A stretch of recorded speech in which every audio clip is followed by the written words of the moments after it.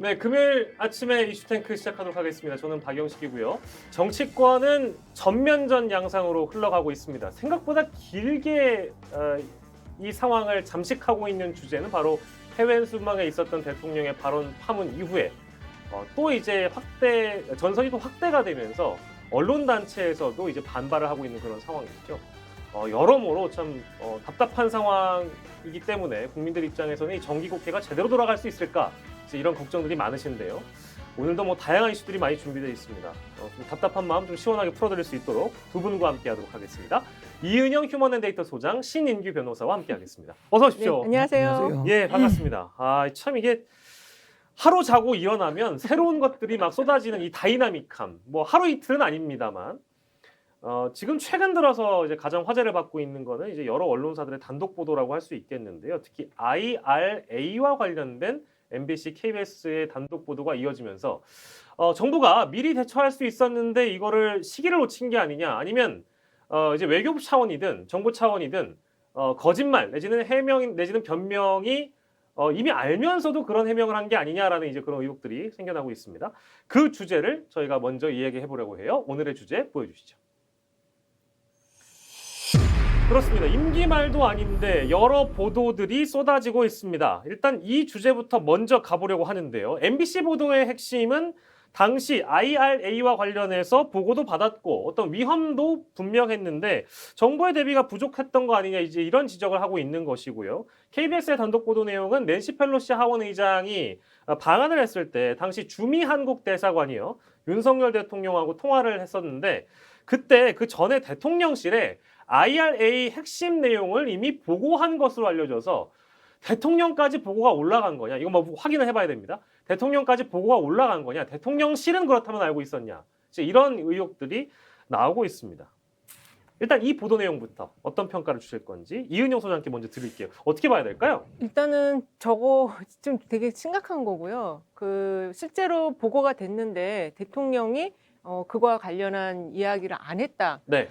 그 의도가 뭔지가 좀 파악이 돼야 될 것 같아요. 그러니까 국익을 위해서 이야기가 안 된 건지, 아니면 보고는 올라갔는데 대통령이 그 내용을 아예 읽어보질 않은 건지, 두 가지 중에 하나거든요. 그래서 저거 지금 파악을 해야 되고, 사실 미국 의회의 여러 가지 그 상황과 정황을 파악하기 위해서 그 외교부가 상당히 많은 돈을 들여서 그 모니터링을 계속 외주기관을 통해서 해왔다고 했잖아요. 그래서 네네네.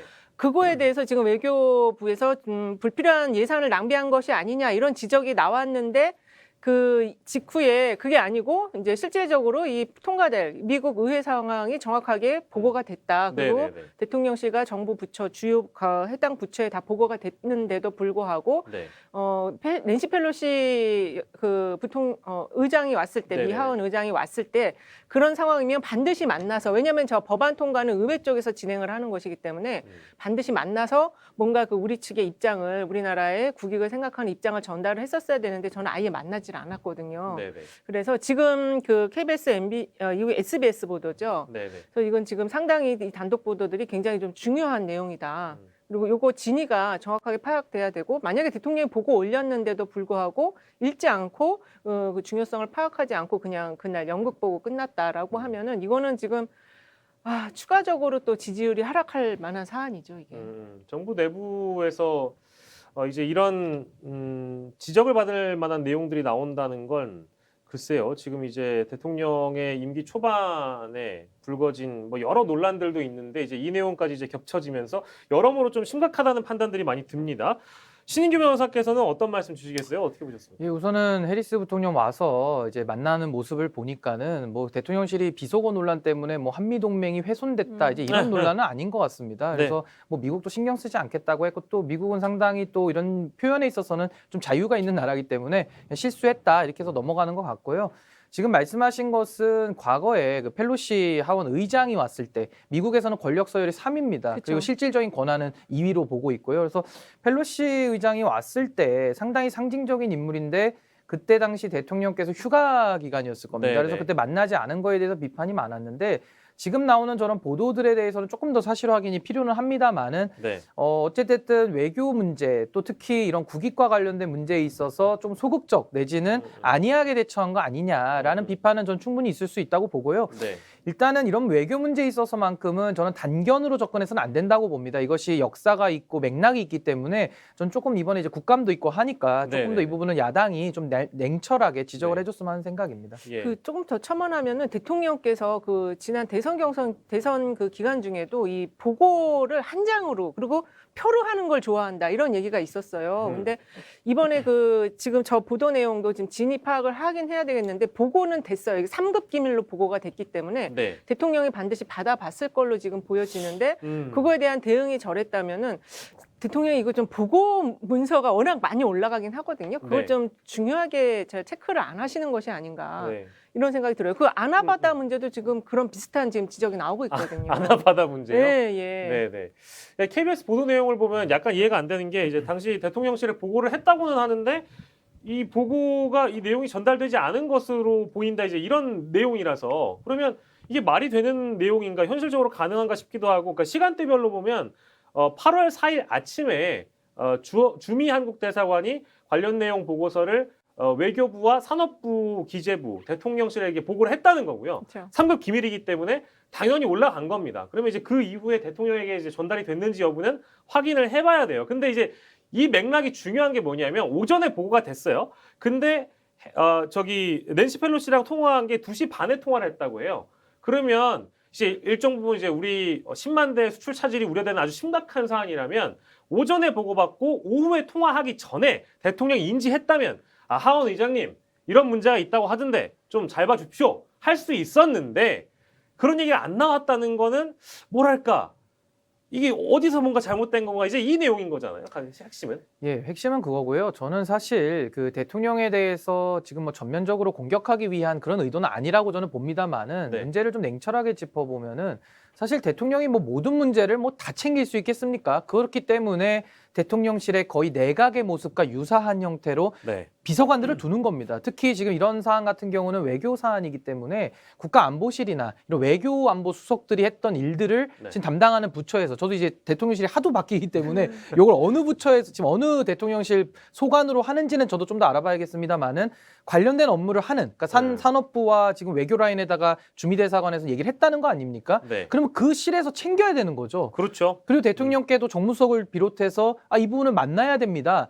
이런 안건이 있으니 꼭 뵈야 됩니다. 이렇게 했었어야 되는데 지금 만약에 그 기능이 돌아가지 않았다면 네. 저는 이거 충분히 운영위원회에서 대통령실의 구조 도대체 어떻게 돌아가길래 이게 안에서 대통령에 대해서 뭐 보고만 했다고 형식적으로 책임을 다하는 게 아니잖아요. 그 수석들이나 안보실이나 이런 쪽에서 이 국익과 관련된 문제들은 집중해서 챙겼어야 되는데 왜 이런 것들이 누락됐을까? 또 말씀하신 대로 3급 기밀로서 상당히 중요하게 처리가 됐을 텐데 저도 그 부분에 대해서 의문이기 때문에 국정감사 통해서 한번 좀 밝혀져야 될 것 같습니다. 이게 이제 그 대통령실은 그 보고 그 시스템이 있어요. 그래서 이제 온라인 보고 시스템이 있어요. 왜냐하면 이제 그 행정관들이 대통령 직접 그 볼 수가 없기 때문에 온라인 네. 보고 시스템이 있는데 이럴 경우에 이게 주미 한국 대사관에서 이거를 이제 정보를 수집을 해서 리포팅을 해가지고 그 산업부, 그다음에 기재부, 외교부, 대통령실 이렇게 보냈다고 하거든요. 그럼 네. 이거는 이제 이게 직접적인 온라인 시스템으로 보고는 안 됐을 것 같고 뭐 서면이든지 아니면 뭐 메일이라든지 이렇게 보고가 왔을 것 같고 그거를 받아본 대통령실의 담당자가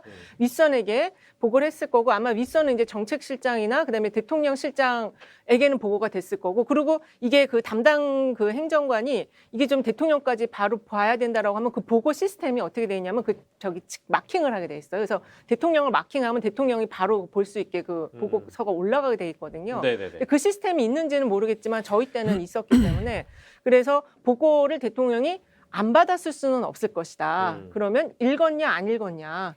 그리고 이게 만약에 국익을 위해서 만약 읽었고 이거에 대한 대응을 했다라고 하면은 이제 그 기사가 나왔을 거거든요. 예, 워낙 예. 그 대외적 여론을 압박을 해야 되는 상황 그런 이슈이기 때문에 근데 그런 얘기가 그 당시 전혀 없었잖아요.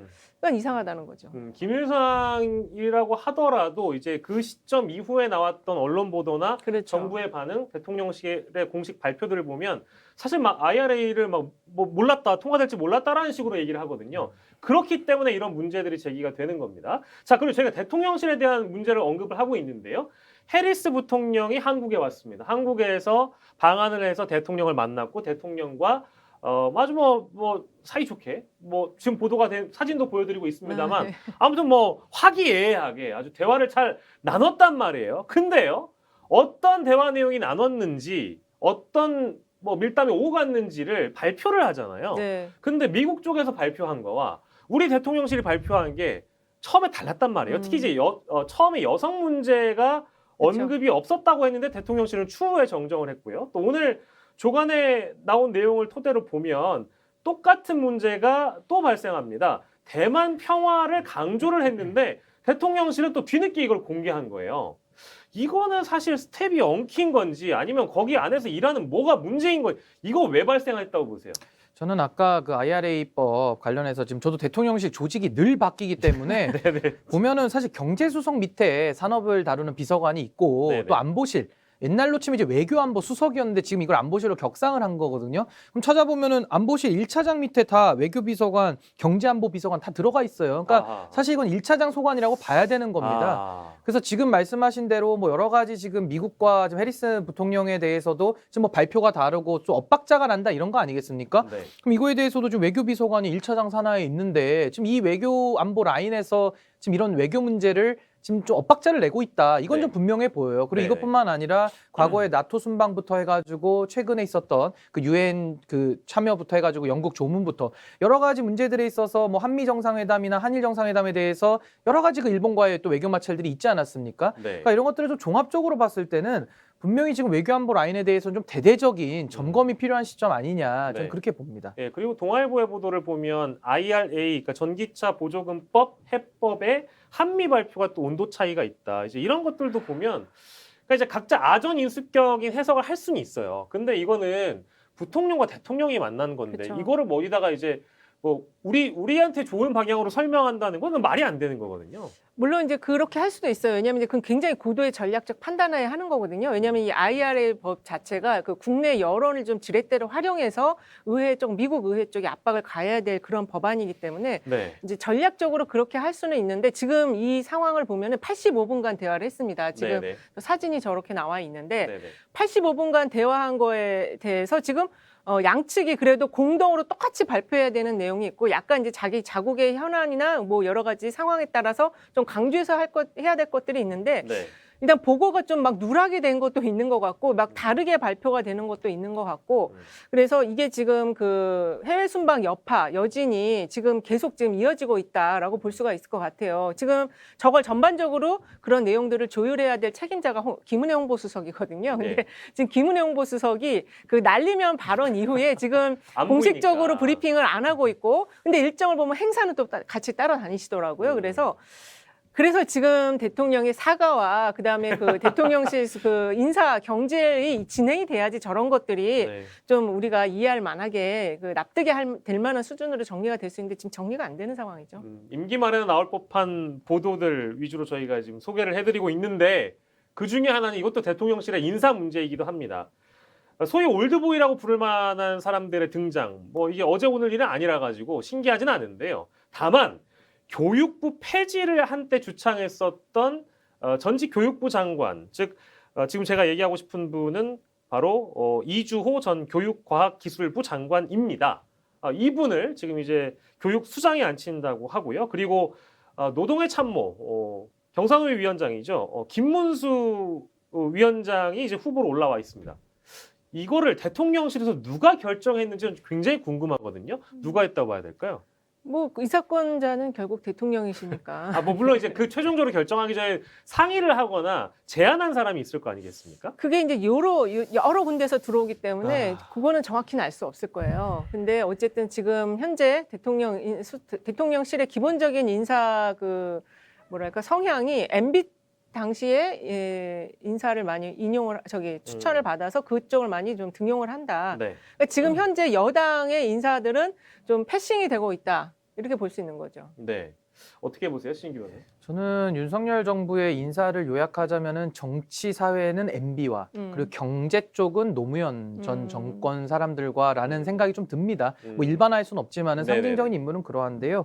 사실 지금 정치 쪽에서 보면은 MB 측 인사들이 많이 들어가는 건 사실입니다. 그리고 이주호 장관 같은 경우는 교육비서관을 지냈었고요, MB 정부 때. 그리고 네. 교육부 차관도 지냈었고, 그리고 교육부 장관을 했던 분입니다. 그리고 국회의원 경력도 있고요. 그래서 뭐 경험이나 경륜의 면에서는 뭐 나쁜 인선은 아니지만은 과연 지금 대한민국의 교육 현실을 봤을 때 이분은 한번 장관으로서 한번 우리가 개혁의 도구로 썼던 분 아닙니까?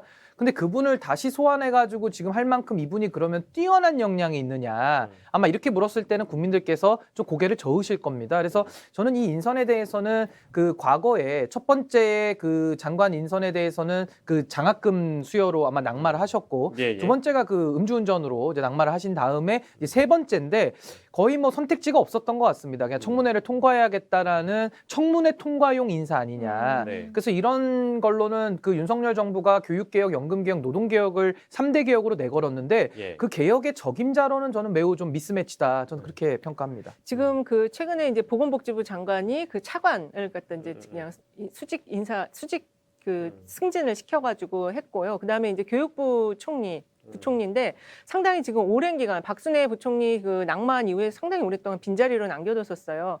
근데 그러고 나서 지금 이제 10년 전에 교육을 맡았었던 MB 정부 때의 그 교육부 책임을 졌던 분이 지금 다시 재등용이 됐는데 이분이 사실 그 MB 정부 시절에 교육의 전체적인 정책을 총괄했었고 그때 교육 정책이 다 수월성과 경쟁이 중심의 어떤 교육으로 다 이게 바꿔놓은 분이 사람이거든요.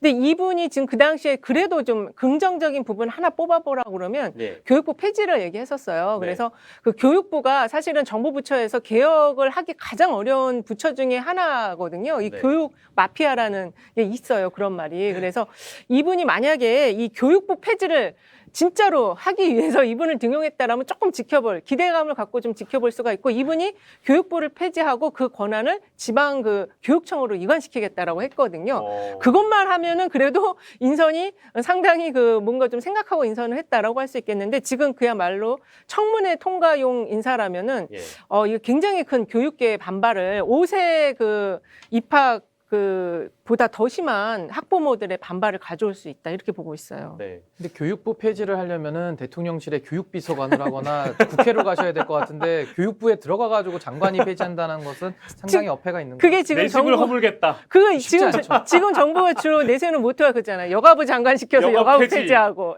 교육부 장관 시켜서 교육부 폐지. 정부조직법을 개정해서 여당과 야당이 협치해야 될 부분인 것인데 장관으로 들어가서 부처를 없앤다는 건 불가능한 일이죠. 아무튼 이 올드보이들의 귀환이라는 거 아까 말씀드린 대로 뭐 물론 이제 경륜, 경험 뭐 이런 부분에 있어서는 어쨌든 무시할 수 없는 측면도 있겠습니다만 해왔던 발언들이나 주장했던 가치들을 좀 비교를 해보면 이게 이제 맞는 인선인가 그리고 어쨌든 인재풀이 대통령 입장에서는 좁다는 지적을 피할 수는 없을 것 같아서 대통령실이 이제 인사를 이런 식으로 하다 보면 계속 똑같은 지적을 반복해서 받게 되고 그게 당연히 또 지지도에 좋지 않은 영향을 미치겠죠. 이게 인재풀이 적다기보다는 안 가려고 하는 거죠. 지금 지지율이 낮은 정부에 가갖고 직함 맡았다가 평생 그거에 꼬리표처럼 따라다니면 본인 장래에 굉장히 암울하거든요. 그래서 안 가는 거예요. 그러다 보니까 찾다가 그래도 그 인사청문회는 통과를 시켜야 되니까 그래서 이제 그 MB 때 그래도 관료를 했거나 뭐 청와대에 있었으면은 이제 그 사람들은 좀 낫겠지 하고 지금 인선을 하는 거죠. 그럼 뭐 이제 뭐 어떤 이 지적에 대한 뭐랄까 지적은 하실 수 있는데 실제 어떻게 될까 뭐 결론은 다를 수 있지 않겠습니까? 그냥 무난하게 그냥 인선되고 이제 자리 맡아서 일을 하실 가능성이 더 높아 보이는데요, 저는. 근데 저는 교육에 있어서는 지금 대한민국 교육이 상당히 낡았다라는 데 다 동의하실 겁니다. 과거 일제시대 때부터 쭉 정해져 온 교육의 틀, 그리고 뭐 지금까지도 많은 변화를 겪었다고는 하지만은 아직 본질은 안 바뀌었거든요. 뭐 교사의 문제일 수도 있는데 저는 사실 뭐 지금 앞으로 현대 사회가 이제 평생 교육으로 넘어가는 시대적 전환기에 와 있고 저는 교육 선택권이나 다양성 보장하는 쪽으로 저는 가야 된다고 생각하거든요. 근데 그런 면에서 경쟁을 저는 뭐 더 추진하면서 좀 더 발전시키는 거 저는 동의를 합니다. 그러면서 동시에 교육의 질도 높여야 되고 좀 더 실무적인 교육으로 전환시킬 수 있는 이런 개혁들을 이루어내야 되는데 저는 그런 적임자로서 이주호 장관은 저는 조금은 동떨어진 인선 아니냐. 그러니까 이분이 10년 전에는 적임자였을 수 있어요. 근데 지금은 본인이 장관을 했고 교육개혁을 이루지 못한 상황에서 또 10년이 지난 지금 시점에 청문회만을 오로지 통과하기 위한 목적으로 인선을 했다 그러면은 지금 대한민국의 교육은 백년지대계로서 설계를 할 수 있겠습니까? 저는 그런 부분에서는 교육개혁이라는 말이 좀 더 공허해진다. 그런 면에서는 조금 이 부분은 아쉽다. 저는 이렇게 봅니다. 아쉽지만 대통령은 임명할 거다. 뭐 청문회에서 이제 통과를 해야 임명이 되는 거니까 네. 뭐 낙마를 할 수도 있겠지만은 뭐 어쨌든 뭐 안정형으로 이제 관리형으로 는 거죠 사실. 이미 장관 해보셨기 때문에 뭐 어렵진 않을 것 같은데. 아니 그래도 이제 그 트렌드라는 게 있잖아요. 정책의 트렌드요? 트렌드가 있습니다. 네네. 이분 이제 10년 전 정책 가지고 그때 이분이 했던 것들이 다 정책 실패가 돼가지고 다시 또 많이 바꿔놨어요. 그걸 다시 이분이 와가지고 어떻게 할 건지는 봐야 되겠지만 아까 그 사람은 고쳐 쓰지 못한다는 말이 있잖아요. 그래서 이분이 다시 지금 교육부 장관이 된다고 하니까 지금 네. 학부모들 걱정이 벌써 대학 학력고사 다시 부활하는 거 아니냐. 그때 1등부터 꼴등까지 다 나왔었던 적이 있었거든요. 네. 그때로 돌아가는 거 아니냐 하는 걱정을 많이 하고 있죠. 예, 알겠습니다. 임기 말도 아닌데 여러 측면에서 우려의 목소리가 나오는 부분들 저희가 짚고 있는데요. 오늘의 주제 또 한 번 다른 주제로 만나보도록 하겠습니다. 보여주시죠. 북한의 대치정부. 그렇습니다. 여야의 상황이죠. 뭐 제가 굳이 설명드리지 않아도 국회는 근데 사진을 보니까요. 지금 저 보여드리고 있는데 뭔가 여야가 좀 뒤바뀐 것 같다는 그런 느낌도 들고 야당 지금 더불어민주당입니다. 근데 이제 여당의 어떤 투쟁 형태를 보면 아주 긴 플랜카드를 들고 저렇게 이제 투쟁을 하고 있는 그런 상황인데요. 저 내용 짚기 전에 저건 이제 MBC 서로가 내걸고 있는 구호가 다르다는 거를 보여드리기 위해서 사진으로 저희가 좀 준비를 해본 거고요. 자, 어제 박진 외교부 장관 회의만 통과가 됐습니다. 당연히 이건 뭐 예상했던 바이니까요. 다만 이제 그 몫은 대통령의 몫으로 남게 됐는데 앞뒤 상황을 좀 저희가 이제 평가를 해보려고 합니다. 박진 외교부 장관 회의만 통과 너무한 겁니까? 신규 변호사? 저는 이거 민주당이 역풍 맞을 짓을 했다 저는 이렇게 평가합니다. 그렇습니까? 예, 왜냐하면 외교에 대해서 여러 가지 부족한 면이 있었다는 걸 인정하고요. 거기에 대해서는 당연히 야당으로서 지적할 수 있습니다. 그리고 좀 있으면 이제 다음 주부터 국정감사 또 시작되기 때문에 국감을 통해서 충분히 검증할 수 있는데 거기에 대해서 책임관계도 귀속을 명확하게 가리지 않은 상황 속에서 단지 대통령의 그 비속어 사용으로 인해서 지금 여론이 많이 안 좋은 걸 틈타가지고 본인들이 의회에서 다수 의석 아닙니까? 다수당이기 때문에 본인들의 저는 근육을 한번 또 자랑했다. 저는 이렇게 봐서 네. 이거 검수완박대가 또 떠오르고요. 박진 장관 입장에서는 외교부를 지금 내각을 통할하는 분이거든요. 네. 근데 이번에 외교의 참사에 대해서는 저는 대통령실에 있는 국가안보실 내지는 외교 안보를 담당하는 1차장의 문제가 저는 좀 심각했다고 봅니다. 그래서 이런 부분에 대해서는 책임 소재를 가리기 전에 먼저 장관에 대해서 좀 소위 말하는 기싸움이라 그러죠. 네. 거기서 한 수 먼저 잡고 들어가겠다라는 그런 좀 정치적인 의도 아니냐. 그래서 이런 식으로 해임 건의안을 했을 때 대통령은 당연히 이거 안 받아들일 거거든요. 예. 뻔히 예상되지 않습니까? 예. 그럼에도 불구하고 한다는 것은 이것은 국회의 정상적인 운영에는 전혀 도움이 되지 않는 짓이다. 그래서 저는 이것은 그러니까 야당으로서도 국회의 다수 의석을 점유하고 있는데 좀 무책임한 거 아니냐. 저는 이렇게 봤습니다. 정략적 접근이고 무책임하고 정치적 행위이기 때문에 역풍 맞을 가능성이 높다. 근데 대통령께서 어떤 그 해외 순방에 대한 뭐 성과라든지 그리고 대통령실 입장을 보면 뭔가 뭐 김태우 차장이나 어떤 뭐 인사 경질을 통해서 뭔가를 보여주려고 하는 게 보이지 않다 보니 뭐 민주당 입장에서 우리가 할 수 있는 게 국회 차원에서 한다는 게 아니 그 대통령실에 있는 그 김태우 차장 좀 쫓아내셔. 그게 불가능하잖아요. 그러니까 외교부 장관한테 칼을 들이댄다. 이럴 수 있는 거 아니에요? 아니죠. 지금 IRA법도 그렇고 영국 조문부터요. 네. 뭐가 문제인지를 아직 국민들이 다 모릅니다.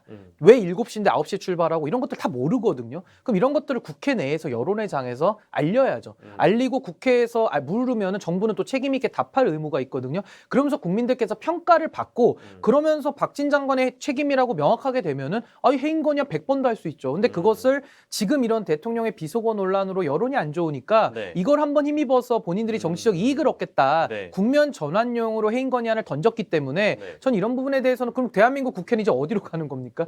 가장 책임이 큰 지금 민주당 169석을 가지고 이제 이런 식으로 근육 자랑만 하기 시작하면은 앞으로 대화는 더 실종될 겁니다. 네, 시기적으로 너무 빨랐던 민주당의 근육 자랑이라고 평가해 주셨고요. 자, 이은영 소장님. 역풍이라고 표현하셨는데 지금 네네. 역풍을 탄 것이 아니고 그 역풍이 불었어요. 정부 여당에 대해서 역풍이 불었고 그거의 바람을 탄 게 지금 민주당입니다. 오히려 이 역풍의 바람을 타지 않으면 민주당도 같이 폭망하게 생겼으니까 그 바람을 탄 것이고 지금 민주당으로서는 여러 가지 방안을 다양하게 제시를 했어요. 대통령이 이 국면을 그 협치의 국면으로 가져가고 좀 통합의 국면으로 가져가기 위해서 이런 것들을 하면은 우리가 이렇게 협조를 하겠다라고 여러 가지 요로에서 이야기를 했음에도 불구하고 지금 그 월요일 날 도어 스태핑에서 완전히 전혀 진짜 생각하지 못한 기상천외한 지금 해법을 내놓으셔가지고 상황이 여기까지 간 겁니다. 네. 지금 대통령 지지율을 보면은 뭐 27.7%, 이 조원 CNI가 24일에서 26일한 조사를 보면은 지금 그 정부 여당의 핵심 기반층인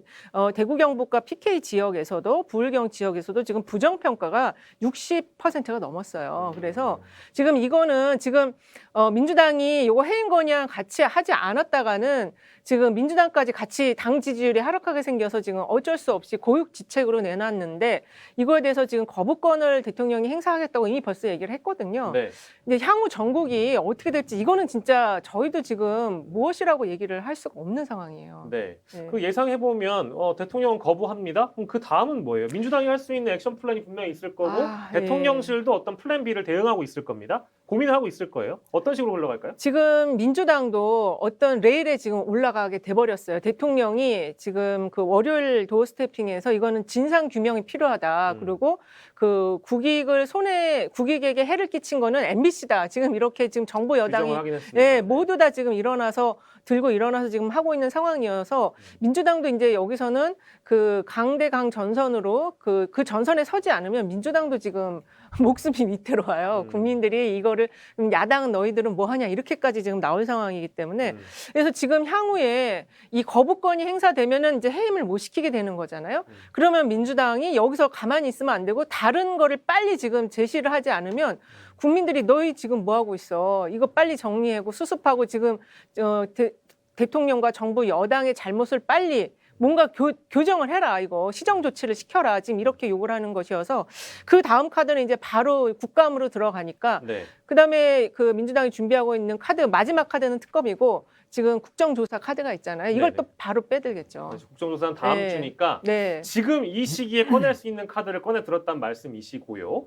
저는 좀 아쉽습니다. 사실 싸움을 할 때는 전략이 중요하죠. 전략을 갖고 싸워야 되는데 저는 이제 이런 겁니다. 가장 센 카드를 지금 가장 빠르게 들고 나왔어요. 해임 건의안요? 그렇죠. 가장 센 카드죠. 좀 약한 카드인데. 아니죠. 왜냐하면 국회가 동원할 수 있는 것들이 제가 아까 말씀드렸다시피 국정감사가 지금 현재 있고요. 특정한 사안이 잘못됐다고 하면 또 국정조사를 의결해서 또 할 수 있습니다. 그러니까 이런 것들이 사실 민주당의 시간이고 민주당의 실력이 있다고 하면은 그 기회들을 충분히 의회의 권한을 활용해서 여론을 가져올 수 있거든요. 근데 이거에 대해서는 지금 갑자기 저도 IRA 요 문제된 거 어제 보도 나오고 오늘 보지 않았습니까? 전혀 밝혀진 게 없어요. 근데 갑자기 생뚱맞게 대통령의 가장 그 외교 참모 내각 바로 날리자. 이런 식으로 나오니까 조금 빠르다는 느낌은 분명히 들 겁니다. 그리고 국민들이 아직 문제의식에 대해서 아직 공감도 다 안 돼 있는 상태예요. 그러니까 대통령의 비속어 논란에 대해서는 저는 100% 잘못했다고 보고 비판 여론이 매우 높습니다. 근데 외교 정책의 문제는 뭐 한일 관계도 보면은 국민의힘의 주장 그거 아닙니까? 과거에 문재인 정부에서 안 해놨기 때문에 그 일본과의 외교 관계를 풀기 위한 노력이었다. 그러면 그게 맞는지 아니면 굴욕 외교인지 이런 것들 따져봐야 되는데 왜 민주당은 의회에서 준 권한과 시간을 활용하지 않고 당장 박진 장관을 해임하는 쪽으로만 가느냐. 이건 너무 강공 모드다. 전 이렇게 봅니다. 아니 그거보다 더 센 카드가 있어요. 장관 탄핵안인데 그거를 지금 한 단계 낮춰서 해임 건의안으로 지금 올린 거라서 그 지금 약간 순한 맛을 먼저 드린 거고 그 다음에 지금 아까 계속 지금 전체적으로 국민들이 이거를 정확하게 잘 모르고 있다라고 얘기를 하시는데 그렇지 않습니다. 지금 여론조사 나오는 거 보면은 다 알고 계시고 오히려 지금 그 알고 있는 거에 대해서 질문한 게 있어요. 그 영국 그 조문 갔을 때 22시간 가까이 대통령 일정이 비어 있었는데 그거에 대해서 해명을 해라. 요거 지금 대통령실이 안 하고 있거든요. 요거 해야 되고 그다음에 지금 미국에서도 그 49초 49초 회동을 하게 된 경위라든지 이런 거에 대해서 조금 더 그 외교부가 어떤 판단했었는지 이런 거에 대해서 이야기를 해달라고 지금 국민들은 그걸 요구하고 있는데 그걸 지금 안 하고 있는 것이죠. 외교부는 응답을 하긴 했습니다. 이제 그 한미 간 48초 회동에 대해서 즉 박진 장관 해임 사유에 대해서 정부 차원의 반박이 있었는데요. 조선일보 보도인데 한미 48초 회동은 바이든의 일정 변경으로 현실적인 대안을 마련한 것이다. 이런 반응을 했다는 근데 점. 그 전에 이미 다 공지가 됐었어요. 한미는 30분씩 회담이 있다. 근데 지금 그게 48초로 지금 완전히 쫄아들었는데 그거에 대한 해명이 있어야죠. 저는 이 말씀 드리고 싶은 게요. 저는 외교 잘했다는 얘기가 아닙니다. 잘못을 지적할 시간도 없이 바로 해임 건의로 넘어갔다는 게 아쉽다는 면이고 예를 들면 영국 조문 볼까요? 지금 주영 대사가 없어서 문제가 나온 것인지 아니면 미국 문제도 마찬가지로 주미 대사는 뭐 어떤 부분을 잘못 이거를 외교통상위원회에서 따지라고 상임위도 있고 국감이 또 있지 않습니까? 근데 이런 시간들을 통해서 문제를 좀 더 날카롭게 지적하고 뭐 대안까지 제시하면 더 좋겠죠. 민주당 지지율이 더 올라갈 겁니다. 근데 그런 것들 다 생략하고 그냥 강대강으로 우리는 힘이 있으니까 가겠다. 저는 모든 권력과 힘은요. 지나치게 썼을 때는 반드시 또 역풍이 옵니다. 그게 국민들의 정서거든요. 그러니까 저는 민주당도 뭐 국민의힘 잘했다는 뜻이 아니라 과연 이거 기싸움으로만 그럼 가는 것이 국회의원들의 책무냐. 누군가는 문제를 비판하고 해결하는 의지도 보이고 저는 그런 세력들이 국민들의 선택을 받을 것인데 지금은 양당 모두 싸우기만 작정한 것 같아요. 이런 식으로 가는 것은 국민들이 바라는 건 아닐 것이다. 저는 그렇게 봅니다. 그렇죠. 이제 민생으로 가야 되는 거에 대해서는 국민들이 요구하는 건데 사실은 그 주영 대사가 지금 공석이었잖아요. 네. 그거의 책임도 대통령입니다. 그런 거 지적할 수 있죠. 예, 그것도 책임도 대통령이고 사실은 이제 그거의 총괄적인 지금 대사들의 문제가 아니고 그걸 총괄적으로 책임지는 박진 외교부 장관이 본인이 스스로 사임을 해야죠. 지금 상황이 이 정도 됐으면 해임 건의안이 올라오기 전에 사임을 하는 게 정석이에요. 근데 그 아마 사표를 여기 가슴에 품고 왔을 텐데 그걸 못 내게 한 것 같아요. 누군가. 아니 그러면은 예. 사퇴하라까지는 주장할 수 있어요. 야당이. 근데 네. 해임 건의안을 내 가지고 통과까지 단독으로 시키는 건 과하다 이 얘기입니다. 어차피 그거 해임 건의안 내기 전에 대통령이 나는 거부권을 행사하겠다. 먼저 얘기를 했습니다. 얘기를 하기도 했고 사실 네. 그 도어 스태핑 과정에서 박진 외교부 장관이 어떤 분이다. 네. 헌신하고 있는 분이다. 나라의 외교를 위해서 이제 이렇게 아니 그 해명은 대통령 잘못됐죠. 그건 아니, 그 이제 엉뚱한 뭐 얘기를 한 거죠. 어쨌든 이제 물러나지 마시오 이제 이렇게 시그널을 준 것밖에 안 되잖아요. 이제 그러다 보니까 설령 박진 외교부 장관이 네. 물러나고 싶어도 물러날 수 없는 그런 상황이 있었다 정도로 설명을 드리고요. 재미있는 장면, 김두관 의원이요. 네. 본인의 입장을 밝혔는데 김두관 의원은 2003년에 당시 한나라당하고 자민련이 나서가지고 김두관 행자부 장관 해임 건의안을 통과시킨 적이 있습니다. 그렇죠. 그런 다음에 일단 본인이 물러났어요. 네. 근데 지금 19년, 20년 만에 당신께 돌려드렸다라고 이제 글을 친히 남기셨는데, 즉 이제 본인도 박진 외교부 장관도 물러나라라면서 어떤 사진이 있었냐면 당시 박진 한나라당 대변인 해임 건의 묵살은 헌법 유린이다. 이제 이런 표현을 했던 거를 그대로 포스팅해가지고 당신도 물러나시오라고 김두관 의원이 하셨습니다. 뭐 본인 속은 후련하실 텐데 이건 어떻게 평가해봐야 될까요? 매우 적절한 공격 방법이고 그 김두관 의원 입장에서 저렇게 할 수는 있는데 네. 그게 민주당 전체에게 좋지 않다니까요. 이거는 저는 충원을 갖고 얘기하는 것이고 예. 정말 민주당 입장에서도 포인트를 따야 되지 않습니까? 여야 야가 잘하기 경쟁을 해야 되는데 네. 계속 못하기 경쟁 해보십시오. 민주당도 계속 지지율 안 올라가고요. 국민의힘도 더 이상한 길로 갑니다. 네. 양당이 똑같이 못하기 경쟁을 하기 때문에 저는 이런 거를 바꾸려면 네. 여당도 책임이 있고 야당도 책임이 있는데 누가 먼저 그 올바른 길을 선택할 거냐의 문제고요. 저는 물론 해임 건의안 카드도 뭐 탄핵보다 밑에 있고 충분히 검토할 수 있는 거. 그러니까 우리 발의하겠다라고 얘기 정도까지 할 수는 있어요. 근데 그거를 바로 발의해가지고 바로 통과까지 시켜버리니까 이런 정광석화식의 군사작전 하듯이 하는 부분들은 앞으로 그럼 국회는 민주당은 계속 이렇게 해야 될 겁니다. 왜냐하면 강성 지지자들은 그때는 했는데 왜 지금은 안 하냐? 왜 그땐 맞고 지금은 틀리냐? 이런 압박이 또 올 거거든요. 그럼 앞으로 국회 운영 어떻게 하겠습니까? 강성 지지자가 아니고 지금 외교 순방에 대한 평가가 부정평가가 60 넘었다니까요. 국민들이 지금 왜 갔냐. 그렇게 얘기를 하고 있는 거여서 이거는 지금 왜냐하면 국감을 앞두고 이걸 질질 끌고 갈 수가 없어서 민주당이 거부권 행사하겠다고 이미 발표를 했으니까 그냥 빨리 그럼 이 국면을 끝내기 위해서 해임 건의안을 낸 것이고요. 사실 그 김두관 장관 행안부 장관 하실 그때도 해임 건의안 사유가 뭐였냐면 대학생 시위를 막지 못했다. 맞아요. 그거였어요. 그래서 그건 정말로 행안부 장관이 물론 경찰이 이제 행안부에 들어와 있으니까 포괄적으로는 책임을 져야 되지만 실질적인 책임의 영역은 아니었음에도 불구하고 그리고 그 당시 그 야당이었던 그 당시 당 이름은 잘 한나라당 하고 이제 자민련에서 그 해임 건의안을 막 얘기를 하니까 그 당시 대통령이었던 노무현 대통령 이건 절대 받을 수 없다고 막 화를 엄청 내셨던 기억이 나요. 그래서 근데 그 상황에서 김두관 그 장관이 사표를 먼저 낸 거거든요. 네네. 자진 사임을 한 거여서 테러를 어쨌든 그 당시 대치 전국의 테러의 국면을 전환시키는 어떤 역할을 했는데 네. 이번에도 지금 박진 장관이 그 역할을 해줘야 되는데 오히려 지금 한술 더 뜨고 있어요. 나는 이번 그 해외 순방이 잘못됐다라는 평가에 대해서 동의를 못하겠다 이렇게 지금 얘기를 한 상황이거든요. 네. 불을 붓고 있는 거죠. 아예. 그렇죠. 예,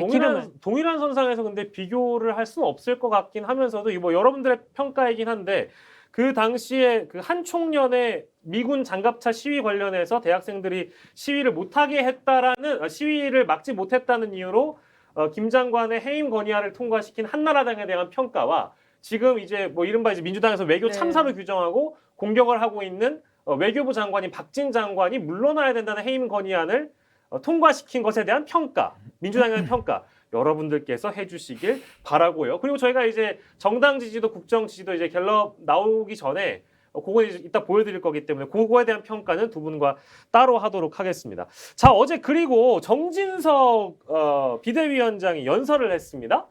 이 평가도 안 들어볼 수가 없을 것 같아서 국회에서 있었던 일 저희가 이제 두루두루 분석하고 있는데 어떻게 평가하시겠어요?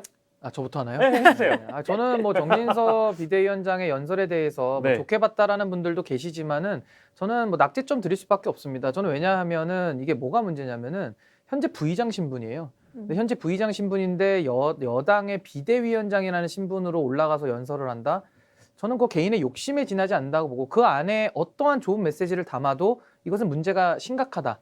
그리고 지금 현재 비대위원장 지위도 임시직이거든요. 네. 그러니까 이제 더 부의장직을 못 내려놓은 것 같으신데 이런 것들에 대해서는 그러니까 이런 거죠. 메신저가 뭔가 신뢰를 가지고 있어야 어떤 정책을 얘기할 때 그게 먹히는 것이지 네. 메신저 자체가 욕심이 많고 잘못된 일을 하고 있는데 어떤 미사여구를 갖다가 한다 한들 국민들에게 그게 신뢰를 줄 수 있겠습니까? 그래서 저는 네. 매우 박한 평가를 드릴 수밖에 없습니다. 예, 근데 그 국회 부의장직은 왜 안 돼요? 왜냐하면 임시직이기 때문에 이게 날아가면 부의장직이 다시 회복이 안 되잖아요. 그렇죠, 그러니까 그렇죠. 보험이죠, 보험. 제 기억이 네. 잘못된지 모르겠는데 본인이 물러난다고 했던 거 그렇죠. 아니었어요? 말만. 좀. 예, 아직 물러나지 않은 걸로 제가 어제 사진 보니까 국회 부의장직에 사진이 올라와 계시더라고요. 아니 그러니까 이제 그 언론이 주목을 안 해서 그런 건지 모르겠는데 본인이 물러난다는 의지를 밝혔고 비대위원장을 맡았는데 안 물러나고 있는 거예요? 아니, 그러니까 국회 법에 보면은 네. 국회의장은 그러니까 탈당하게 돼 있고 국회의장은 그리고 국회 부의장은 겸직 그렇죠. 못하게 돼 그렇죠. 있어요. 근데 이거 지금 겸직하고 있지 아니, 않습니까? 그러니까 제 말이 그 말인데 그럼 왜 안 하면 안 물러나? 되죠. 국회법을 지키셔야죠. 지켜주세요 그러면. 오늘 당장 물러나십시오. 근데 그거 가처분 보고. 아, 네, 같이 한번 그렇죠. 보고. 그걸 그치, 보고서 왜냐면 해야죠. 또 그치. 아니, 그래서 부적절했다는 얘기를 제가 하고 있습니다. 굳이 내 의지로 물러나지 않아도 타 의로 물러날 가능성이 높으니까 내려놓지 않는 아니 그러니까 그 네네. 얘기를 아예 안 했으면 돼요. 부의장 지금 물러나겠다 이런 얘기를 안 했으면 되는데 또 본인이 물러나겠다고 했던 것 같아요. 기억에는. 예, 그래서 예, 예. 그렇고 지금 어제 그 원내대표 연설, 그러니까 대표 연설에서는 잃어버린 5년 해갖고 또 전 정권 탓을 했거든요. 사실 지금 좀 전에 그 갤럽 지지율이 나왔어요. 네. 24%. 아, 저희 보여줄까요? 네. 그림 있으면은 그 갤럽 지지도 좀 보여주세요. 나왔네요. 아이고. 네, 24%와 65%, 부정평가 4%포인트 증가하고 긍정평가도 4%포인트 하락했는데 우리가 그 국민의힘에 깨지지 않는 핵심 지지층 한 25%, 4% 요 정도 봤는데 이제 그 입구까지 지금 왔거든요. 저거 깨지면 어떻게 되냐면 그 지지층 안에서 이제 분열이 일어나게 돼요. 그러면 당도 그 지지층의 분열에 대해서는 당에서 되게 민감하게 반응할 수가 없거든요. 네. 결국에는 이제 분당도 플랜 B, 분당도 검토를 해볼 수가 있고 대통령 탈당도 생각해 볼 수가 있고 막 여러 가지 지금 총선을 앞두고 여러 가지 것들을 당에서는 지금 고민을 할 수 있다. 실질적인 카드로. 그냥 말이 아닌. 저희가 지금 국회 상황 짚고 있다가 지금 국정수행 평가가 나와가지고 다시 한번 띄워주세요. 국정수행 평가가 나와가지고 얘기를 안 할 수가 없는데요. 지금 조사 기간은 9월 27일에서 29일입니다. 그러니까 이번 주 27, 28, 29니까 화수목을 네. 그 조사해가지고 나오는 결론이에요.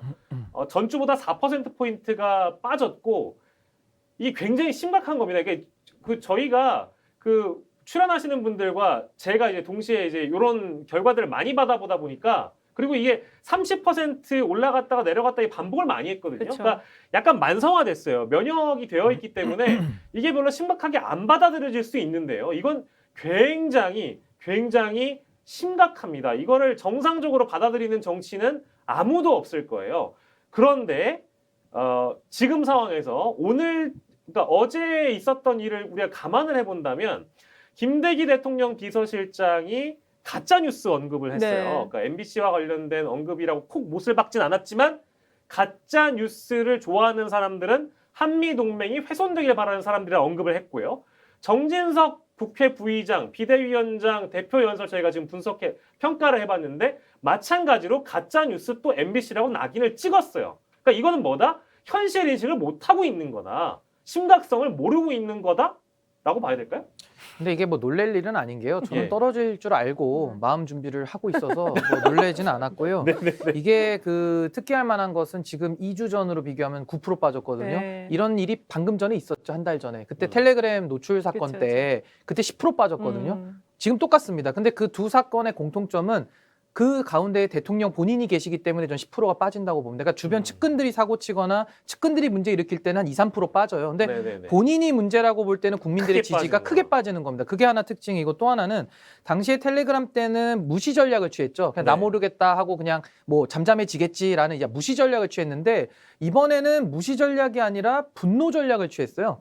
그러니까 국민들이 자꾸 바이든 내지는 새끼로 공격하니까 한번 붙어보자라는 식으로 MBC 찾아가고 또 여당 의원들은 뭐 이제 뭐 사람이다. 그러다가 이번에 또 안 들린다까지 지금 나오고 있기 때문에 그럼 국민들이 내 청각하고 한번 싸우자는 거냐. 다 귀가 예. 두 개씩 있는데 그래서 네. 이 부분을 저는 매우 심각하게 봤기 때문에 이번에 10% 떨어진 것은 너무 자업자득인 측면이 너무 많고 예. 저는 이제 이렇게 되면 콘크리트의 밑바닥까지 왔다고 봅니다. 그래서 이거 이하로 떨어지는 것은 그때부터는 정말 위기 중에 위기다. 저는 그렇게 봅니다. 이거 이하로 떨어진 조사 결과를 제가 봤던 것 같긴 이게 하거든요. 이제 외국 24가 아마 지금 그래요? 최저인 것 같아요. 왜냐하면은 그 외국에서 하는 모닝 컨설트 조사가 이제 세계 지도자 22개국 갖고 한 거가 10%대가 여러 차례 좀 나왔었거든요.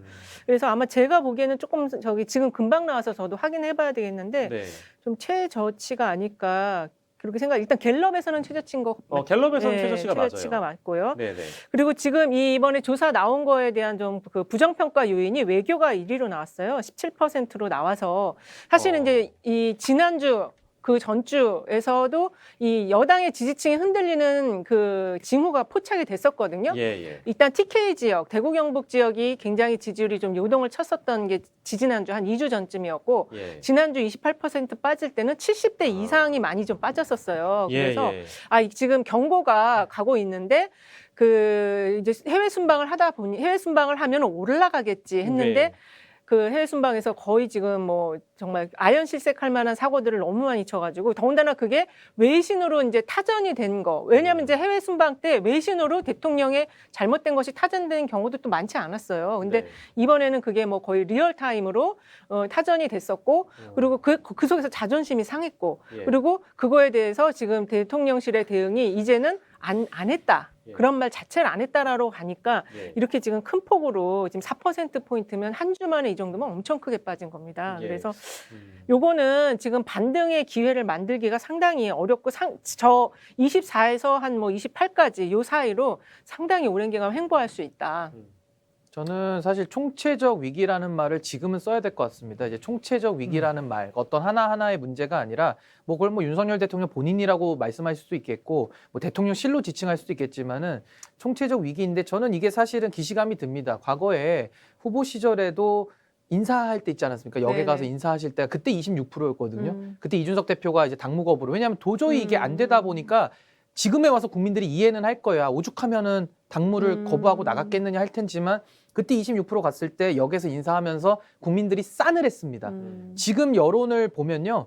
그냥 지지자들 빼고 그냥 여론이 싸늘한 겁니다. 그 역 앞에서 그렇죠. 인사하는 모습이 떠오르고 그때 반등했던 것이 바로 1월 6일로 제가 기억하는데요. 그때 예. 청년 보좌역들하고 쓴소리했습니다. 근데 그때 윤석열 대통령의 제가 용기를 굉장히 높이 평가했던 것은 거의 검사와에 대한 수준으로 노무현 대통령이 했던 것처럼 완전의 날것의 목소리들을 다 받아들이면서 2시간 동안 거의 청년들한테 혼이 났습니다. 네네. 그러고 나서 그날 원내대표 그 의원총회 연설을 이준석 대표가 30분 하고 두 분이 이제 따봉하면서 평택으로 같이 내려가는 그렇죠. 모습까지 있었거든요. 네. 그게 1월 6일이었는데 저는 지금 한 1월 4일 정도로 왔다고 봅니다. 그러니까 지금에 와서 이 위기를 타개하기 위해서는 이제 더 이상 측근이고 뭐고 의지할 거 없고요. 지금은 거의 그냥 다 내려놓고 바닥부터 다시 시작해야 된다라고 저는 생각을 합니다. 예. 제가 아까 잠깐 확인해 봤는데 조원 씨의 나이가 27.7%네요. 예. 조원 씨의 나이가 27.7%. 그리고 24%가 갤럽이니까. 예.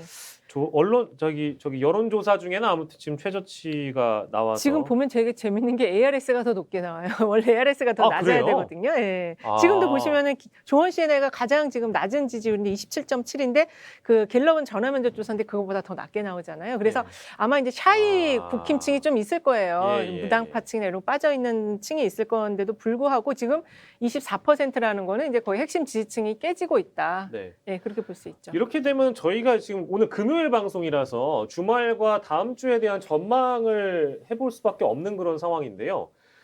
호재가 없는 것이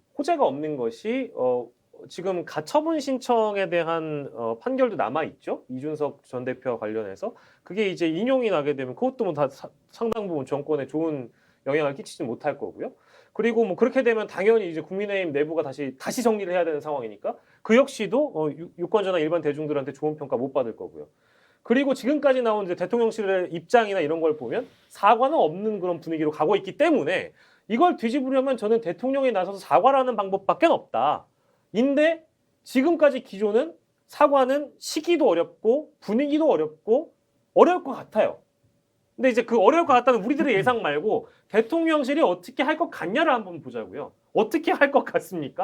그 사람은 어제를 보면 오늘을 알고 오늘을 보면 내일을 알 수 있기 때문에 네. 제가 봤을 땐 사과는 안 할 겁니다. 안 합니까? 거고 조금 더 버티기 들어갈 겁니다. 그러면서 이제 지지층 결집을 좀 시도를 할 것이고 조금 더 현 정권이 더 잘한다고 생각하는 것들을 더 하려고 할 겁니다. 그러니까 예를 들면 방송의 편향성 내지는 그런 뭐 그건 수사 심각한데요. 이제 이런 것들에 조금 더 의지를 하지 않겠느냐. 근데 그건 굉장히 좋은 방법은 아니고요. 물론 저는 뭐 이재명 대표라든지 그건 뭐 여야를 떠나서 누구라도 저는 법 앞에 평등하게 수사는 해야 된다고 보는데 조금 더 과도한 검찰 의존적 행태를 보이지 않을까. 저는 굉장히 좀 우려스러운 전망을 내고 이게 바뀌려면은 저는 아까 그 콘크리트 이제 진입을 했다고 했는데 콘크리트가 깨지기 전까지는 저는 태도 변화는 안 할 것 같습니다. 그래서 24%를 자꾸 방어하는 이제 그런 식의 전략을 좀 쓰지 않을까. 근데 굉장히 바람직한 전략은 아니죠. 아니 지지한 국민이 50%를 넘어갔는데 24를 지켜서 뭐 합니까? 나머지는 국민이 아니에요. 근데 이제 그렇게 되면은 여당이 돌아설 가능성이 높아요. 이제 그렇게 되면은 소위 말하는 여당의 지지 세력들이 하나 둘씩 이제 자기 운명 찾아서 이제 이탈을 할 겁니다. 그러면서 이제 지지층이 좀 더 떨어지고 그렇죠. 갈라지는 모습이 나오고 그러면서 이제 10%로 내려가는 이제 최악의 수가 나오는 건데 그쯤 가면은 이제 사과를 아마 검토하지 않을까. 근데 저는 쉽게 태도를 바꿀 거라고 보진 않습니다. 아직 시기는 아니란 말씀이시고 이인영 소장님. 이제 그렇게 되면은 그 이제 테러 없는 지금 전국이 이어지고 있는 건데 이게 지금 답이 안 나와요. 답이 안 나오고 지금 총선 시기가 굉장히 빨라질 수 있고 그리고 지금 국민의힘 안에서는 그래도 윤핵관이라고 본인들이 표명하는 분들이 아직은 그래도 한 60여 분 정도 가까이 있잖아요. 근데 네. 이분들도 지금 심각하게 고민을 하는 거죠. 이런 상황이 지금 타개가 되지 않으면 수도권에서는 선거 못 합니다. 국민의힘 후보들은. 예. 그리고 지금 이준석 대표도 이런 상황을 이제 지금 가처분 정국이 하나가 더 진짜 무서운 정국이 하나 다음 주에 또 있거든요. 예. 그래서 여기서 더 빠지면 아마 이준석 대표 지금 유승민 지금 전 의원도 목소리를 굉장히 높이기 시작을 했어요. 개 돼지라는 말이 나왔어요. 네, 이제 그 말까지 나왔기 때문에 이렇게 되면은 이제 당내에서 반대 세력이 이제 목소리를 크게 내고 활동을 시작한다. 이게 지금 무서운 거예요. 저는 뭐 네. 이미 기식이 폈다고 네, 생각하거든요. 이미 시동 건 지는 굉장히 오래됐어요. 그러니까 그렇죠. 어제 발언이 유승민 국민을 개 돼지 취급하는 코미디를 당장 중단하고 사과를 해라. 이제 이런 메시지인데 사실은 해외 순방 가서 아주 뭐 비정한 평가, 냉정한 평가를 유승민 의원이 이미 전 의원이 했었고요. 그렇죠. 매일 했습니다, 사실. 매일 했는데 매일 기사화도 됐어요. 근데 어제 가장 많이 주목받은 건 바로 이 발언입니다. 국민을 개, 돼지 취급하는 코미디를 당장 중단하고 사과를 해야 된다. 그러니까 이거에 대한 동의를 구하는 국민들도 있을 것이고 국민의힘 내부에 비윤 내지는 뭐 반윤 세력을 뭉쳐서 세력화하는 작업을 이미 시작했다라고 봐도 될까요? 근데 저는 뭐 비윤, 뭐 반윤, 친윤 이런 개념은 저는 상당히 낡았다. 저는 그렇게 죄송합니다. 보고요. 예, 다 같은 팀 안에서 지금 이제 노선이 다른 거죠. 누굴 뭐 반대하고 이런 게 아닙니다. 근데 저는 이번에 비속어 논란에 대해서는 그 자체가 문제이기도 하지만은 대응이 너무 미숙했다라는 거에 대해서 국민들의 분노가 저 안에 담겨 있다고 봐요. 그리고 언론과도 싸우려고 했고요. 네. 그 또 하나는 저 새끼 발언이라는 것이 이준석 대표가 과거 한 달 전에 그 이 새끼 저 새끼 했다 사석에서 그런 발언을 했는데 당시에 소위 말하는 윤석열 대통령 측근들이 나와가지고 우리 대통령님은 새끼라는 말 쓸 줄 모르신다 이렇게 국민들을 또 속였거든요. 예. 그래서 전 이 부분이 반영이 됐다고 보고 지금 많은 분들이 관심은 안 가지시지만 이준석 대표 다음 주에 가처분이 나옵니다만 관심 있습니다. 아니요 그 전에 형사 결정이 형사. 공소권 없음과 무혐의가 나왔어요. 이거에 네네, 대해서도 그렇죠. 국민들께서도 전 저 안에 평가 9% 떨어진 거 안에는 그 이준석 대표 생사람 담근 거 아니냐 소위 말하는 윤리 징계부터 그럼 다 잘못된 거 아니냐 지금 이런 여론이 저는 퍼져나가고 있다고 보고요. 또 하나는 경제 문제 얘기 안 할 수 없죠. 지금 지금 외교에서 성과도 없었지만 저것이 바로 대한민국의 경제 문제로 다 다가오기 때문에 지금 고환율과 고금리로 국민들이 아니, 저도 힘들어요. 막 이자가 가만히만 앉아 있어도 막 한두 배씩 오르거든요. 그러니까 이런 것들이 국민들 보시기에는 총체적인 위기다. 그래서 전 이 새끼 발언이라는 것이 사과 안 하는 것뿐만이 아니라 다 맞물려 있는 겁니다. 대통령의 지금까지 윤리부터 해서 여당 내 내용과 가처분과 형사결정과 고환율이 다 묶여서 지금 있는 것이고 그것을 유승민 의원이 어제 강연에서 코미디 같다라고 그냥 정리를 한 거예요. 예. 근데 거기에 저는 많은 국민들이 동의를 할 것이다. 저는 그렇게 봅니다. 예. 이제 그 국민의힘 안에, 그러니까 여당 안에서 이제 야당이 지금 이제 성장을 하는 것이죠. 그리고 목소리가 커질 거고, 이제는 본인이 살기 위해서도 여당 내 야당 역할을 하겠다고 자처하는 사람들이 나올 거예요. 이렇게 되면은 이제 분당 시나리오가 계속 지금 뭐, 그냥 가상의 시나리오만으로 얘기됐는데 이제는 나올 수 있다. 그리고 이게 그 박근혜 전 대통령이 MB 정부 때 그 여당 내 야당 역할 하면서 이제 집권했잖아요. 그거를 꿈꾸는 그 유승민 의원 같은 분이 이제 한 명, 두 명 생기고 저 안에서 지금 안철수 지금 의원의 그럼 행보는 어떻게 될 것이냐. 원래 이제 안철수 의원이 그 당대표를 좀 약속하고서 이렇게 룰루랄라 하고 계셨는데 지금 상황에서는 본인도 이제 그 대통령과 윤핵 간에서 멀어지지 않으면 본인의 정치적 미래도 지금 불안하다. 이렇게 볼 수 있을 것 같아요. 예, 이제 어떻게 이제 국민의힘 물론 이제 변수가 있습니다. 뭐 가처분 판결이 지금 다 결론 난 게 아니기 때문에 이제 그 이후에 그렇게도 될 수 있다라는 분석이신데 이제 이 정도 지지도로 국정 운영이 원활하게 가능한가? 가능하지 않다는 뭐 어느 정도의 결론에 이를 수 있는 거거든요.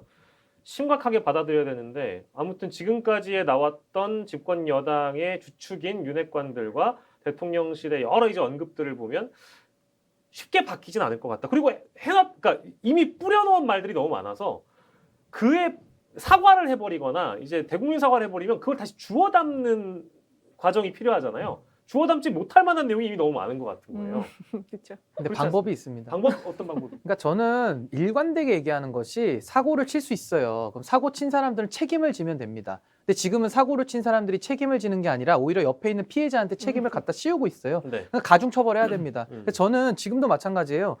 대통령실과 뭐 비대위 전환에 대해서도 뭐 여러 가지 보도가 나왔습니다. 대통령실이 비대위를 원한다 하면서 일사불란하게 사퇴 쇼부터 지금 여기까지 온 거 아니에요?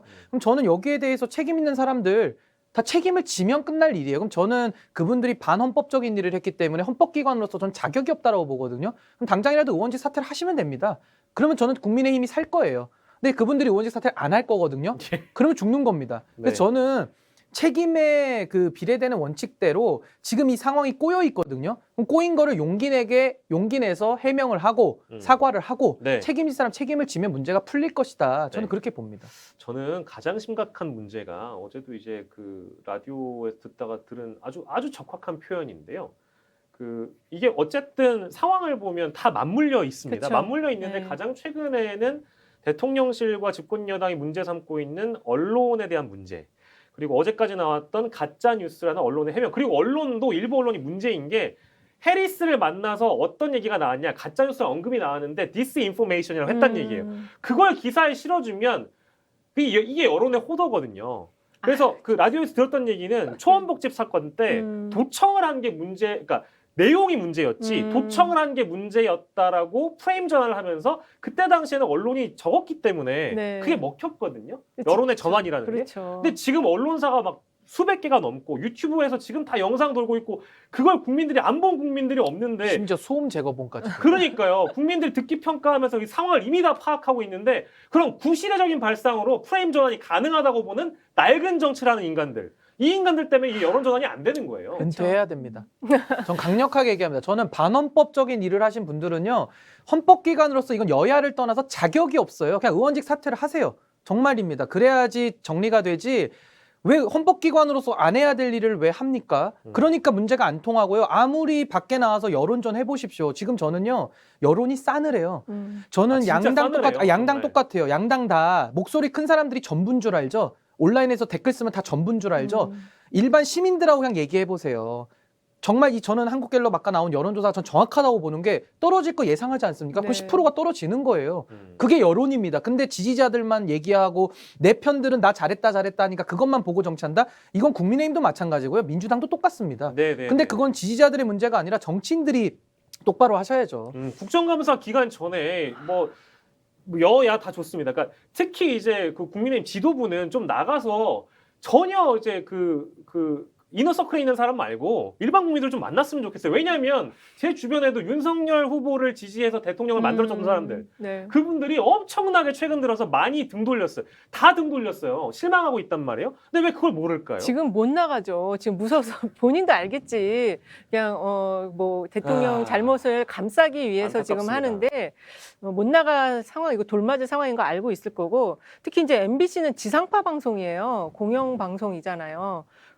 거기에다가 지금 찌라시 언론을 만드는 이 상황에 대해서 국민들이 이게 뭐지? 이렇게 생각을 할 것 같아요. 그리고 지금 해법은 예, 대통령 사과 안 할 거를 우리가 다 지금 예측하고 예, 있잖아요. 안 할 거다. 네, 그러면 빨리 그 외교부 장관, 박진 외교부 장관 빨리 이제 자진 사임하시고, 김은혜 수석도 지금 빨리 자진 사임하셔야 돼요. 두 사람이 물꼬를 터줘야 됩니다. 애국하는 길이에요. 네. 네. 이제 저는 지금 국민의힘에서 단체 기도만 하고 있을 것 같아요. 그냥 문제 해결할 용기는 없고 여론이 올라가기를. 아니요, 민주당이 실수하기를 그 반사이익 받으려고. 저는 다 단체 기도 들어간다 이렇게 봅니다. 지금 24%면 반사이익이 저는 거의 없는 국면이에요. 그러니까 민주당이 잘못해주기를 계속 기도하겠죠. 네. 근데 그렇게 가서는 안 됩니다. 뭐라도 어떤 그 뭐 예를 들면 이슈를 덮는 지금 방법이라든지 그것도 안 되는 상황. 아니면 본인들이 가장 잘할 수 있는 그런 방법이라고 하면 사정 국면으로 이끌어 간다든지 법치를 강조한다든지 아니면 이재명 당대표를 때린다든지 민주당을 때리는 방법, 이 방법으로 과연 헤어나올 수 있는 사안인가?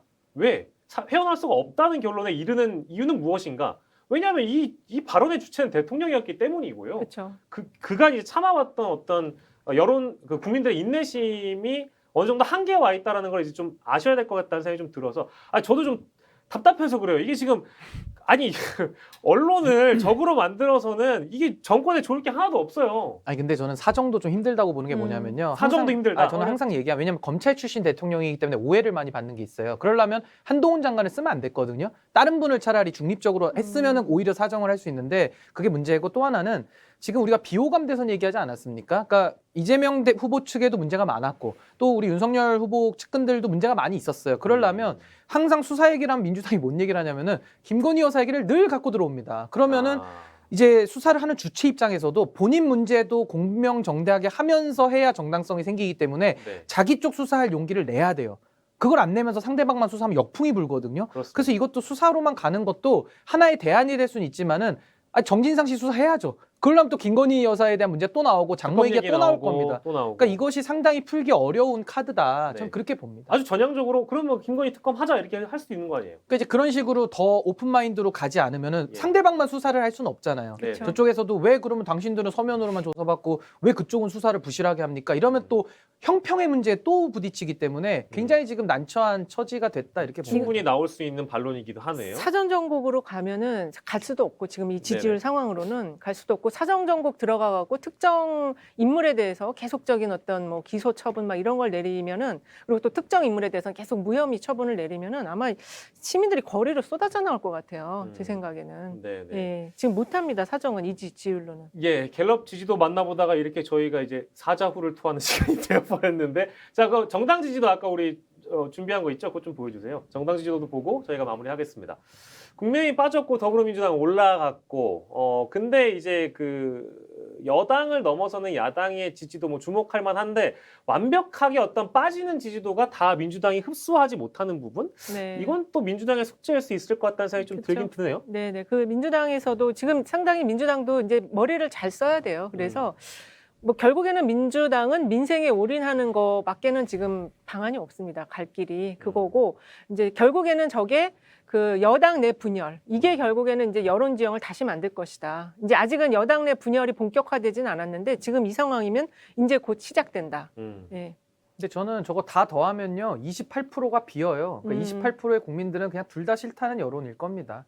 그리고 저 31%, 36% 안에도 아이고 정말 그냥 마지못해 지지해준다, 이제 정 때문에 지지하는 분도 많을 거예요. 그래서 저는 참 대한민국이 저런 낡은 정치에 갇혀가지고 정말 매우 안타까운 현상이고요. 서로 지금 아까 제가 얘기했지 않습니까? 국민의힘이 지금 민주당 실수 기도하고 있다고. 네. 민주당도 지금 기도회 이미 했어요. 제가 볼 때 국민의힘 잘못하기를 네. 다들 기도했을 겁니다. 네, 근데 기도를 굳이 하지 않아도 자책골이 좀 많았던 건 사실 아닌가요? 그 기도의 힘보단 이번에 자중 질환으로 무너진 게 더 많았죠. 그렇죠. 그런 게 또 많아서.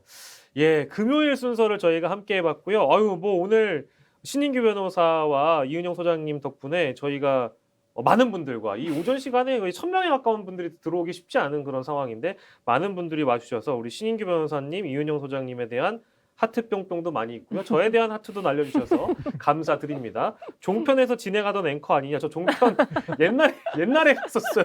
그 제가 7년 전이에요. 여러분들 오해하지 마시고. 다 소환된다니까요. 그러니까 과거가 다 남습니다. 발언 조심하세요. 요즘. 예, 알겠습니다. 저도 조심해야겠네요. 자, 오해하지 마시고요. 자, 이어지는 정치 본색 시간에는 누구에게 집중할 거냐? 정치 본색은 무려 한 50분 동안 하나의 주제를 아주 디플리하게 풀어보는 시간인데요. 아까 저희가 얘기를 잠깐 나눴습니다만 유승민 전 의원과 윤석열 대통령의 혹시나 그 제2라운드가 되어가는 건 혹시나 아닐까 싶어서 유승민 전 의원을 저희가 주목을 해봤습니다.